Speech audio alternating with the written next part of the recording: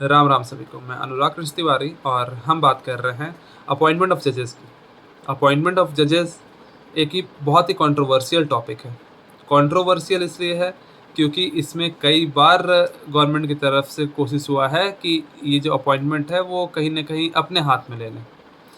पर इसी जगह जब हम इंडिपेंडेंस ऑफ जुडिशरी का डिस्कशन करते हैं तो फिर हमें पता चलता है कि अपॉइंटमेंट ऑफ जजेस में एग्जीक्यूटिव का रोल नहीं हो सकता है, क्योंकि अगर एग्जीक्यूटिव का रोल होगा तो फिर इंडिपेंडेंस ऑफ जुडिशरी खतरे में पड़ जाएगी और जुडिशरी हमारी इंडिपेंडेंट नहीं रह जाएगी।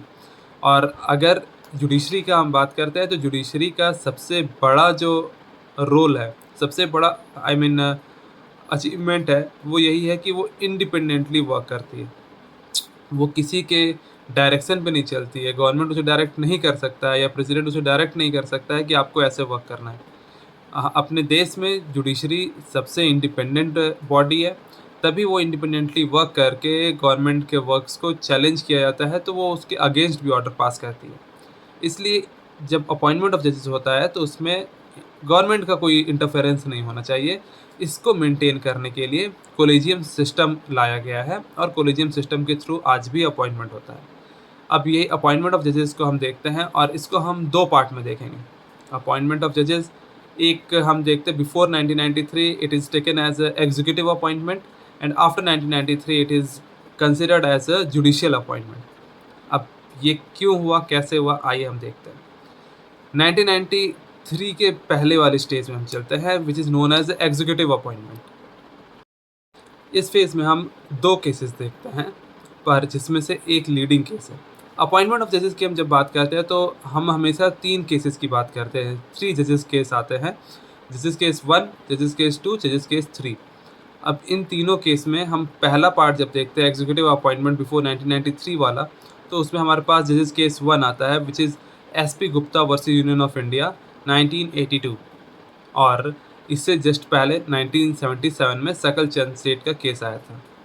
सिमिलर दोनों में डिसीजन आए थे, इसलिए हम लीडिंग केस को लेकर चलते हैं और वो सकल SP Gupta versus union of India का केस है, जिसमें सुप्रीम कोर्ट ने ये बताया था कि प्रेसिडेंट ऑफ इंडिया को कंसल्ट करना है चीफ जस्टिस से फॉर द अपॉइंटमेंट ऑफ जजेस in the supreme court, but वो जो कंसल्टेशन होगा उसका कोई कोअर्सिव फोर्स नहीं होगा, वो बाउंड नहीं होंगे प्रेसिडेंट उस कंसल्टेशन से।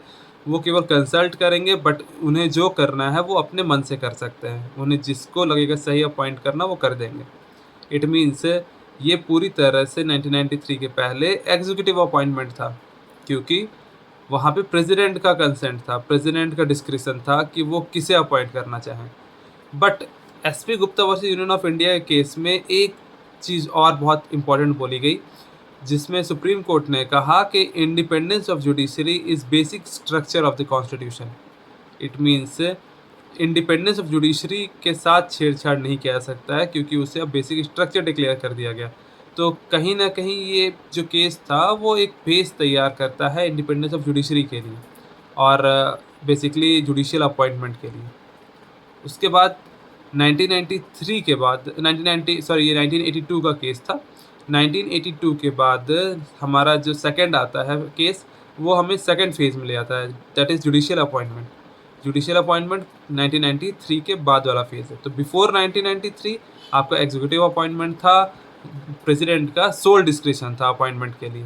बट आफ्टर 1993 चीज़ें बदली हैं और कॉलेजियम सिस्टम का इवॉल्व हुआ है। यहाँ पे कॉलेजियम सिस्टम इवॉल्व किया गया, सुप्रीम कोर्ट ने इवॉल्व किया है। कैसे हुआ आइए देखते हैं। 1993 में हमारे पास सेकंड जजेस केस आता है, वो है SC advocates on record association versus union of India. इस केस में सुप्रीम कोर्ट के पास फिर से ये मैटर आया अपॉइंटमेंट ऑफ जजेस को लेके, जिसमें सुप्रीम कोर्ट ने कॉलेजियम सिस्टम फॉर्मुलेट किया और ये 9 जजेस केस का बेंच डिसाइड किया गया था इसके लिए। और 9 जजेस में से 7:2 के मेजोरिटी से जजमेंट आया था, जिसमें कि कॉलेजियम सिस्टम फॉर्मुलेट किया गया और बोला गया कि अपॉइंटमेंट एंड ट्रांसफ़र ऑफ जजेस जो होगा वो प्रेसिडेंट को करना तो है, but he will consult chief justice of India and 2 senior most जजेस of the supreme court. It means एक कॉलेजियम बना दिया क्या CJI प्लस 2 सीनियर मोस्ट जजेस का, और ये भी साथ-साथ कह दिया गया कि ये जो कॉलेजियम डिसाइड करेगा, वही चीज़ प्रेज़िडेंट को करना है। इट मीन्स कि प्रेज़िडेंट अब बाउंड होंगे कॉलेजियम के डिसीजन से। अब उनका डिस्क्रिशन ख़त्म हो चुका है। क्यों? कैसे हुआ ये? क्योंकि 1982 के केस में ये बोल दिया गया था independence of judiciary is basic structure of the constitution और इंडिपेंडेंस को मेंटेन करने के लिए एग्जीक्यूटिव इन्वॉल्वमेंट, एग्जीक्यूटिव इंटरफेरेंस नहीं हो सकता है अपॉइंटमेंट में। अगर सोल डिस्क्रिशन प्रेसिडेंट का रहे और प्रेसिडेंट अपने डिस्क्रिशन से अपॉइंट करे जजेस को, इट मीन्स कि वो इंटरफियर कर रहे हैं इंडिपेंडेंस ऑफ जुडिशरी में। तो ये एक बेस तैयार 1982 में किया गया है, जिससे 1993 में यूज़ करते हुए एक सील्ड बना दिया गया है इंडिपेंडेंस ऑफ जुडिशरी का और अपॉइंटमेंट ऑफ जजेस का भी। इट मीन्स अब अपॉइंटमेंट ऑफ जजेस एक जुडिशियल अपॉइंटमेंट हो गया। अब जजेस जिसको बोलेंगे, कॉलेजियम जिसको चाहेगा, उसका ही अपॉइंटमेंट होगा। तो ये इंडिपेंडेंस ऑफ जुडिशरी के लिए बहुत ही इंपॉर्टेंट एस्पेक्ट है कि हमारी जुडिशरी अब रियल टर्म्स में, रियल सेंस में इंडिपेंडेंट हो गई है 1993 के बाद से। पर 6 साल बाद आपका री-प्रेसिडेंशियल रेफरेंस केस आता है 1999 में। इस केस में फिर से प्रेसिडेंट ये एडवाइस मांगते हैं सुप्रीम कोर्ट से कि to decide upon the position of appointment and transfer of जजेस। इसमें सुप्रीम कोर्ट कोलिजियम सिस्टम को ही बैक करते हुए उसे हल्का सा मॉडिफाई कर देते हैं और कहते हैं कि the consultation of president with CJI is must. It means कि प्रेसिडेंट को सीजेआई से कंसल्ट करना ही करना है और सीजेआई लास्ट केस में हम देखें कि 2 सीनियर मोस्ट जज से कंसल्ट करेंगे, ऐसा कहा गया था। ये कोलेजियम फॉर्म किया गया था, बट इसमें थोड़ा मॉडिफाई कर दिया गया और बताया गया कि सीजेआई एडवाइस देने से पहले वो 4 सीनियर मोस्ट जज से कंसल्ट करेंगे। अब 4 सीनियर मोस्ट जज से कंसल्ट करेंगे किस लिए? तो वो अपॉइंटमेंट ऑफ जजेस इन supreme court and transfer of a जज फ्रॉम हाई कोर्ट। अगर किसी जज का अपॉइंटमेंट होना है सुप्रीम कोर्ट में, तो उसके लिए 4 सीनियर मोस्ट जज, और किसी एक जज का ट्रांसफ़र होना है एक हाई कोर्ट से दूसरे हाई कोर्ट में, तब भी 4 सीनियर मोस्ट जज से कंसल्ट किया जाएगा। बट अगर किसी हाई कोर्ट जज का अपॉइंटमेंट होना है तो 2 सीनियर मोस्ट जज से कंसल्ट करेंगे सीजेआई। इट मीन्स 2 अलग अलग कोलिजियम अब हो गए हैं। अपॉइंटमेंट ऑफ जज इन supreme court and transfer of a जज from one high court to another high court, CJI plus 4 senior most judge, and for appointment of a judge in the High Court, CJI plus 2 senior most judge of the Supreme Court। ये नया collegium form हो गया। तो इसको देखने के बाद हम बता सकते हैं कि 1993 के पहले हमारे एग्जीक्यूटिव अपॉइंटमेंट हुआ करता था, बट 1993 के बाद ये जुडिशियल अपॉइंटमेंट हो गया है। अब फर्दर 1999 के बाद ये मान लिया गया कि ये जो पोजीशन है वो सेटल्ड हो चुकी है कि हाँ, ये कोलेजियम सिस्टम के थ्रू ही अपॉइंटमेंट होना है और इसे ही फॉलो किया जाएगा।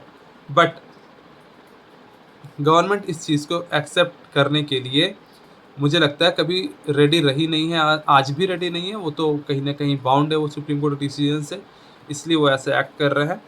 तो इसलिए 1999 के डिसीजन के बाद 2014 में 99th कॉन्स्टिट्यूशनल अमेंडमेंट एक्ट किया जाता है और इस एक्ट के थ्रू एक नेशनल जुडिशियल अपॉइंटमेंट कमीशन लेके आते हैं। Article 124A, 124B, 124C and article 217 को अमेंड किया गया। 124A-B-C को ऐड करते हैं एंड 217 को अमेंड करते हैं।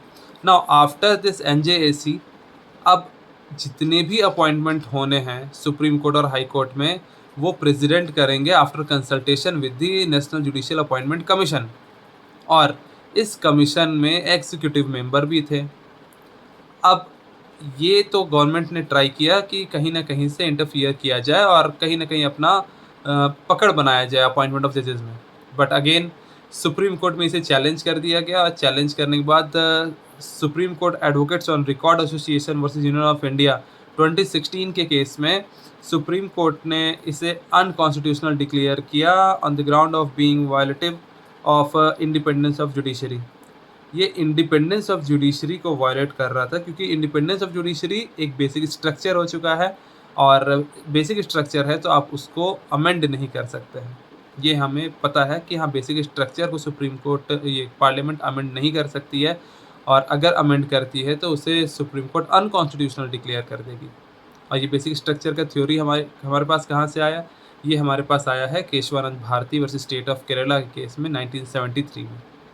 तो वो जो 1982 में फर्दर से डिसाइड किया गया कि independence of judiciary is basic structure of the constitution, उसी का एक सील बना के ये एनजेएसी को अनकॉन्स्टिट्यूशनल डिक्लेयर कर दिया गया एंड वापस 1999 के बाद जो पोजीशन था उसे वापस ले आया गया यहाँ पे।